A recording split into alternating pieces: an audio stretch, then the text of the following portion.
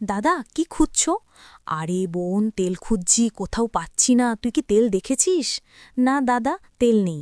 তেল নেই তো কি হয়েছে, এদিকে আসো, আমি একটি উপায় বলে দিচ্ছি। এই উপায়ে অনেক মজা আনন্দ হয়। কি উপায় রে বোন, জলদি বল, আমি তো আর পারছি না সইতে। দাদা, তোমার মুখে তো বন্ধুরা, আজকের এই ভিডিওটিতে দেখলে তোমরা হাতের কাজ করতে বাধ্য হবেন। দয়া করে ভিডিওটি সম্পূর্ণ দেখবেন, তা না হলে কিন্তু ঘটনাটির কিছুই বুঝতে পারবেন না। আমি বাংলাদেশের রংপুর জেলার একটি ছোট্ট গ্রামে থাকি। আমার নাম নীলম। আমাদের পরিবারটি খুব সাধারণ। বাবা একজন বাস চালক এবং মা সংসার সামলান। আমার বড় ভাইয়ের নাম আকাশ। তিনি আমার চেয়ে কয়েক বছরের বড়। আমার বয়স এখন ১৯ বছর, আর ভাইয়ার বয়স ২৪। তিনি ঢাকায় একটি গার্মেন্টসে চাকরি করেন। সাপ্তাহিক ছুটির দিনে, বিশেষ করে শুক্রবারে, তিনি আমাদের গ্রামের বাড়িতে চলে আসেন। আমাদের বাসাতে মাত্র ৩টে ঘর রয়েছে। একটি রুমে আমার বাবা মা থাকেন এবং আরেকটি রুমে আমার কাকা কাকি থাকেন, আর আরেকটি রুমে আমি এবং ভাইয়া থাকি। প্রতিবার ভাইয়া গ্রামে এলে আমরা দুজন অনেক সময় একসাথে কাটাই। পড়াশোনা, গল্প, আড্ডা কিংবা গ্রামের চারপাশে ঘুরে বেড়ানো, সবকিছুতেই ভাইয়া আমার সঙ্গী। আমি ছোট থেকে ভাইয়ার খুব কাছের, তাই ওর সঙ্গে আমার একটা বিশেষ বন্ধন তৈরি হয়েছে। সেই কারণেই যে কোনো সমস্যা হলে আমি প্রথমেই ভাইয়ার কাছে ছুটি, আর ভাইয়াও সবসময় চেষ্টা করে আমাকে সাহায্য করার। একদিন ভাইয়া ছুটিতে বাড়ি এলো। সারাদিনের ক্লান্তি নিয়ে ও আমার সাথে গল্প করতে বসল। হঠাৎই আমার দিকে তাকিয়ে হাসল। কিছুক্ষণ নীরবে তাকিয়ে থেকে বলল, নীলম, তুই তো অনেক বড় হয়ে গেছিস। আগের মতো ছোট্ট মেয়েটা আর নেই। এখন তোকে দেখে গর্ব হয়। তুই সত্যিই অনেক পরিণত আর সুন্দরী হয়েছিস। ভাইয়ার কথায় আমি একটু লজ্জা পেলাম, আবার ভেতরে ভেতরে আনন্দ হল। তারপর ভাইয়া আমাকে জিজ্ঞেস করল, আজ রাতে তুই কোথায় ঘুমাবি? আমি অবাক হয়ে বললাম, আরে ভাইয়া, এই প্রশ্ন করার কি আছে? আমরা তো আগের মতোই থাকব। আমি আমার জায়গায় আর তুমি তোমার জায়গায়। ভাইয়া আবার হেসে বলল, আমি আসলে সেটা বলিনি নীলাম। আমি বলতে চাইছিলাম, আমি যখন ছুটিতে আসি তখন তোকে সবসময় মেঝেতে ঘুমাতে হয়, আর আমাকে বিছানায় রাখিস। এটা একদম ঠিক না। আমি চাই তুইও আমার মতো আরামে ঘুমাস। তারপর ভাইয়া হেসে বলল, আজ থেকে ছুটি আসলে আমরা রাতটা একসাথে কাটাবো, কিন্তু এবার নতুন নিয়ম। তুই আর আমি গল্প করতে বসবো বিছানায়, আর গল্পের মধ্যেই আমাদের ছোটবেলা আর গ্রামের সব মজার ঘটনা মনে করব। আমি হেসে বললাম, ঠিক আছে ভাইয়া, তাহলে রাতটা সত্যি আরও মজাদার হবে। রাতটি শুরু হলো গল্প আর হাসির ছোঁয়ায়।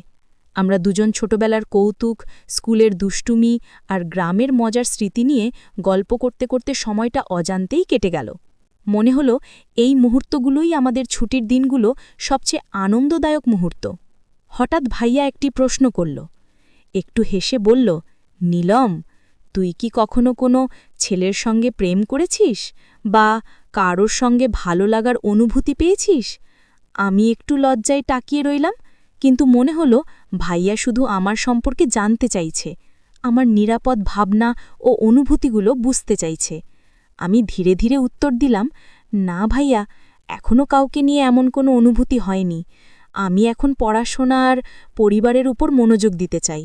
আমি একটু লাজুক ভঙ্গিতে হেসে ভাইয়াকে বললাম, ভাইয়া, তুমি তো আমাকে এত প্রশ্ন করলে। তুমি নিজে কি কোনো মেয়ের সঙ্গে সম্পর্ক করো, বা তোমার কি কখনো এরকম কোনো অনুভূতি হয়েছে? ভাইয়া আমার দিকে তাকিয়ে হালকা হেসে বলল, না রে নীলাম, আমি এখনও তেমন কিছুতে যাইনি। আমি এখন নিজের কেরিয়ার আর কাজের দিকেই মনোযোগ দিচ্ছি। ঢাকায় থাকি, কাজের ব্যস্ততা থাকে, তাই এসবের সময় হয় না। তাছাড়া আমি চাই আমার জীবনটা আগে স্থির হোক, তারপর এসব নিয়ে ভাবব। রাত গভীর হলো, আর আমরা দুজন গল্প করতে করতে ক্লান্ত হয়ে গেলাম। ধীরে ধীরে আমি এবং ভাইয়া শুয়ে পড়লাম। বিছানায় শুয়ে শুয়ে আমরা দিনের সব গল্প আর স্মৃতিগুলো মনে মনে ভাবছিলাম। নীরবতায় ঘরটা শান্ত, আর মনে হলো এই মুহূর্তগুলোই আমাদের পারিবারিক বন্ধনের সবচেয়ে মূল্যবান স্মৃতি। রাতের এই শান্তি যেন আমাদের হৃদয়কে আরও কাছে এনেছে এবং আমাদের সম্পর্ককে আরও মজবুত করেছে। পরের দিন সকালে সূর্যের আলো ঘরের ভেতরে ঢুকতে শুরু করল। আমরা দুজন ধীরে ধীরে উঠলাম। ভাইয়া কফির গ্লাস হাতে নিয়ে বলল, নীলম, কাল রাতে তোমার সাথে গল্প করতে করতে সময়টা একদম অজান্তেই চলে গেল। এই ছুটির দিনগুলো সত্যিই অন্যরকম আনন্দ দেয়। আমি হেসে উত্তর দিলাম, ভাইয়া, সত্যি গ্রামের এই শান্ত পরিবেশ আর আমাদের গল্পগুলো একদম বিশেষ মনে হলো। আমি চাই সব ছুটির দিনই এমন আনন্দময় হোক। ভাইয়া আমার কথায় মৃদু হেসে মাথা নেড়ে সম্মতি জানালো। মনে হলো আমাদের এই সম্পর্ক আর আমাদের গ্রামের ছোট্ট মুহূর্তগুলোই আমাদের জীবনের সবচেয়ে মধুর স্মৃতি হয়ে থাকবে। সকাল থেকে আমরা গ্রামের চারপাশে বের হয়ে ঘুরতে শুরু করলাম। পথের ধুলো, পুকুরের পানি, গাছের ছায়া সবকিছু যেন আমাদের ছোটবেলার স্মৃতিকে আবার জাগিয়ে তুলছে। ভাইয়া হাসতে হাসতে বলল, নীলম, দেখছুস না গ্রামের প্রতিটা কোণ আমাদের কত আনন্দ দেয়। এসব স্মৃতি মনে রাখলে বড় শহরের জীবনের ক্লান্তি একেবারেই ভুলে যাওয়া যায়। আমি হেসে বললাম, ঠিকই বলছো ভাইয়া, এই গ্রাম, এই পরিবেশ আর আমাদের গল্পগুলোই তো আমাদের সত্যিকারের ধন। হঠাৎ করে সেই দিনই ভাইয়া আমাকে কিছু বলতে চেয়েছিল, কিন্তু ঠিক সেই সময় তার অফিস থেকে একটি কল আসলো। কলটি পাওয়ার পর ভাইয়াকে দ্রুত যেতে হলো। আমি তাকিয়ে থাকলাম, মনে হলো ওর মুখে যা বলতে চেয়েছিল তা ছায়ার মতো অর্থেই রয়ে গেছে। তারপর বলল, নীলম, পরে সুযোগ পেলে আমি তোমাকে সবকিছু বলবো, এখন আমাকে অফিসে যেতে হবে।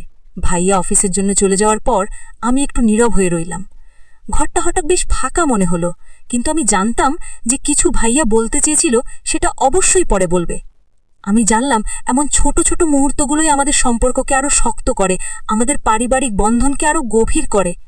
সেই সকাল থেকে শুরু হওয়া দিনের সব স্মৃতি, ঘর গল্প, হাসি আর ছুটির মুহূর্তগুলো সবই মনে করিয়ে দিচ্ছিল পরিবারের সঙ্গে কাটানোর সময়ই সবচেয়ে মূল্যবান।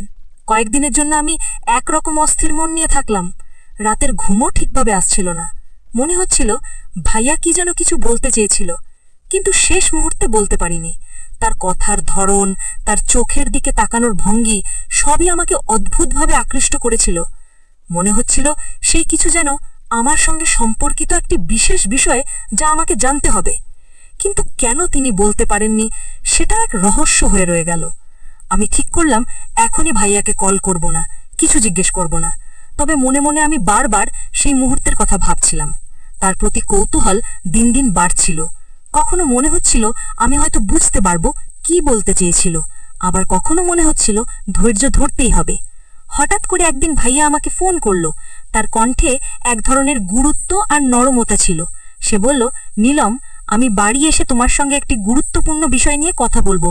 হয়তো তুই রেগে যাবি, কিন্তু আমি অনেক দিন ধরেই কথাটা বলতে চেয়েছি। এটা খুব গুরুত্বপূর্ণ, তুই শুনলেই বুঝবি। আমার মনে উত্তেজনার ঢেউ তোলে। মনে হলো অবশেষে সেই মুহূর্ত যা আমি কয়েকদিন ধরে অপেক্ষা করছিলাম তা আসছে। কতই না কৌতূহল, কতই না প্রশ্ন, কিন্তু আমি শান্ত থাকার চেষ্টা করলাম। কয়েকদিনের অপেক্ষার পর ভাইয়া ছুটিতে বাড়ি এলো। আমি তাকে দেখে ভীষণ আনন্দ পেলাম। সঙ্গে সঙ্গে আমি বললাম, ভাইয়া বলো তো যেটা বলতে চাচ্ছ। ভাইয়া আমার দিকে তাকিয়ে মৃদু হেসে বলল, না, এখনই বলবো না, রাতে বলবো, তখন তুই ভালোভাবে শুনবি। এই কথাটা এত স্পেশাল যে রাতের শান্তি আর সময়ের সঙ্গে থাকা উচিত। তখন আমি বুঝতে পারলাম ভাইয়া কেবল আমাকে কিছু জানাতে চায় না, সে চাইছে আমরা এই মুহূর্তের পুরো গুরুত্ব অনুভব করি। মনে হলো রাতের জন্য আমাদের কাছে আরও কিছু বিশেষ মুহূর্ত বাকি আছে, যা আমাদের ছুটির দিনটিকে আরও আনন্দময়, রহস্যময় এবং স্মরণীয় গড়ে তুলবে। রাতের অপেক্ষায় আমি ধীরে ধীরে সেই মুহূর্তের কল্পনা করতে লাগলাম। তো বন্ধুরা, আপনারা অবশ্যই এই চ্যানেলটি সাবস্ক্রাইব করে পাশে থাকা অল নোটিফিকেশন অন করে রাখবেন। আর আগে থেকে যারা এই চ্যানেলটি সাবস্ক্রাইব করে রেখেছেন আপনাদেরকে জানাচ্ছি অসংখ্য ধন্যবাদ।